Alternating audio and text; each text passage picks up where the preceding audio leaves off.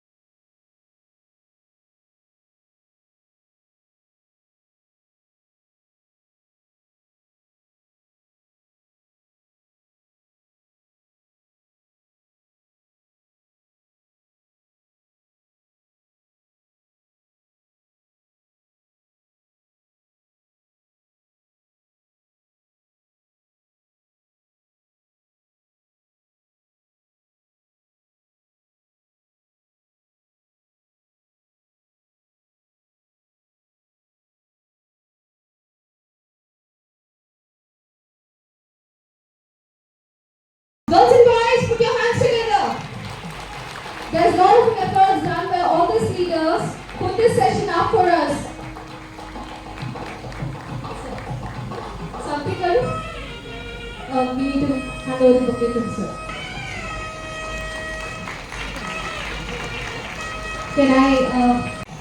Girls and boys, put your hands together. There's a lot of efforts done by all these leaders. Put this session up for us. Something else? We need to hand over the bouquet to sir. Can I? మంది పాదచారులు bike పై వెళ్లే వారే ఉంటున్నారు. Road ప్రమాదాలు ఎక్కువగా జరగడానికి ప్రధాన కారణాలు పెద్ద పెద్ద వాహనాలు, ట్రక్కులు సరిగా పార్క్ చేయకపోవడం, అతివేగం, సెల్ ఫోన్ డ్రైవింగ్, మద్యం సేవించి వాహనాలు నడపడం, డ్రైవర్లు క్రమశిక్షణ లేకుండా అజాగ్రత్తగా డ్రైవింగ్ చేయడం వల్లే ప్రమాదాలు జరిగినట్లు తెలుస్తున్నది. రోడ్డుపై వెళ్తున్నప్పుడు ట్రాఫిక్ నిబంధనలు పాటించకపోవడం వల్లే అనేక ప్రమాదాలు జరుగుతున్నాయి. సీట్ బెల్ట్లను ఉపయోగించకపోవడం, హెల్మెట్ ధరించకపోవడం కారణంగా ప్రమాదానికి గురవదని సరిపోతున్నారు. ఇందులో 60% మంది బాధితులు 18 నుంచి 34 ఏళ్ల మధ్య వయసు వారే ఉంటున్నారు. రోడ్డు ప్రమాదాలు తగ్గించాలంటే ప్రజల్లో మార్పు రావాలి. ట్రాఫిక్ నిబంధనలు పాటించాలి. ప్రతి పౌరుడు సామాజిక బాధ్యతగా భావించి రోడ్డు ప్రమాదాల నివారణకై నడుం బిగించి ముందుకు సాగుదాం. రోడ్డు ప్రమాదాలు లేని రాష్ట్రంగా నిలుపుదాం. సదా మీ సేవలో Rachakonda police. Student Sai Gayatri, CSC Data Analytics Group, student second year from ACE College, to perform a classical dance for us. Round of applause to the guy.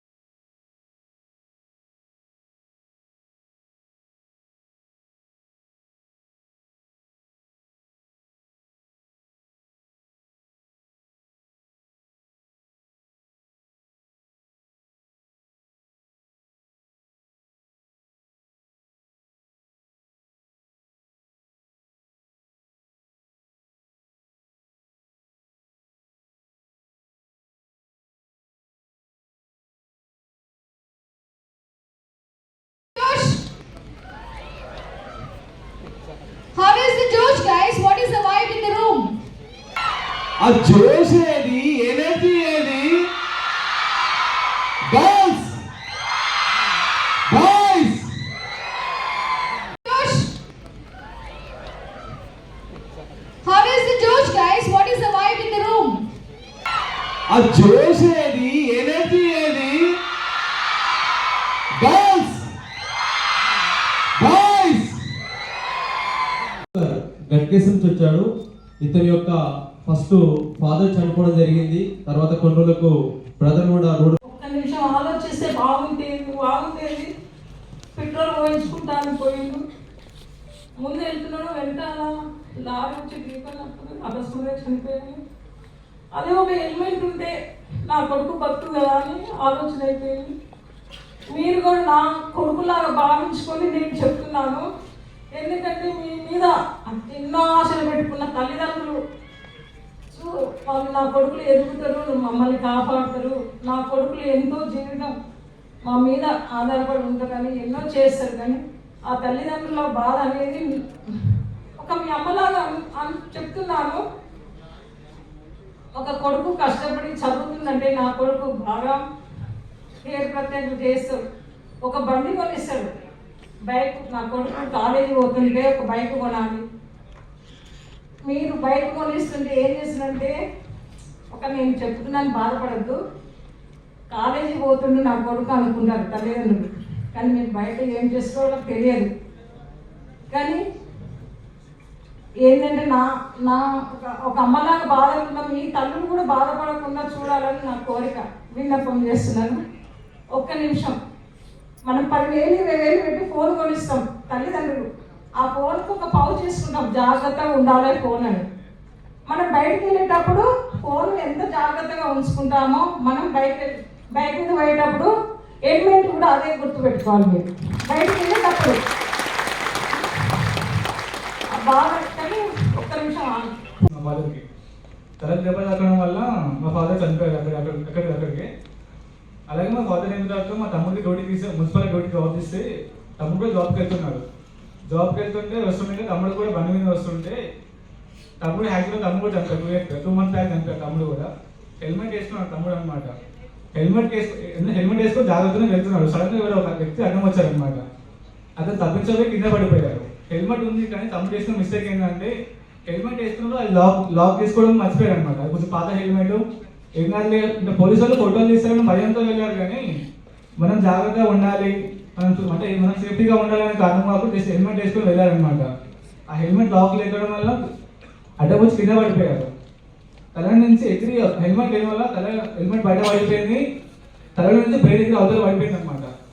అక్కడికి అక్కడ స్పాట్ చనిపోయారు. 19 సంవత్సరాలు ఉంటాడు ఆ తమ్ముడు. ఇప్పుడు మా మమ్మీ ఆ షాప్కి తెలిసి మా మమ్మీ కూడా హాస్పిటల్లో ఉంది. ఒకటే ఫ్యామిలీ నుంచి మా డాడీ మా తమ్ముడు ఇలా అవ్వడం వల్ల చాలా బాధలో ఉన్నాం మేము. ఇలాగా మీరు అందరూ జాగ్రత్త, ఎలాంటి పరిస్థితి ఎవరికి రాకూడదని కోరుకుంటున్నాను నేను. మీరు సేఫ్గా ఉండండి, మీరు జాగ్రత్తగా ఉండండి, వచ్చే వారం కూడా జాగ్రత్తగా ఉంచండి. ఎందుకంటే ఒక్క ఫ్యామిలీ నుంచి ఒకరు లేకపోయినా కూడా బాధ, అంటే కోలుకోలేని బాధ, ఫ్యామిలీకి కోలేని లోటు ఉంటుంది. ఎందుకంటే నేను స్టడీ చేస్తున్నా ఉండి, మా తమ్ముడు స్టడీ చేస్తున్నా ఉండి, మా మమ్మీ హాస్పిటల్లో ఉంది. మాకు సపోర్ట్ లేక మేము ఎవరు లేక మేము చాలా బాధలో ఉన్నామని. మాలాగా ఎవరి కుటుంబంలో జరగవద్దని కోరుకుంటున్నాను.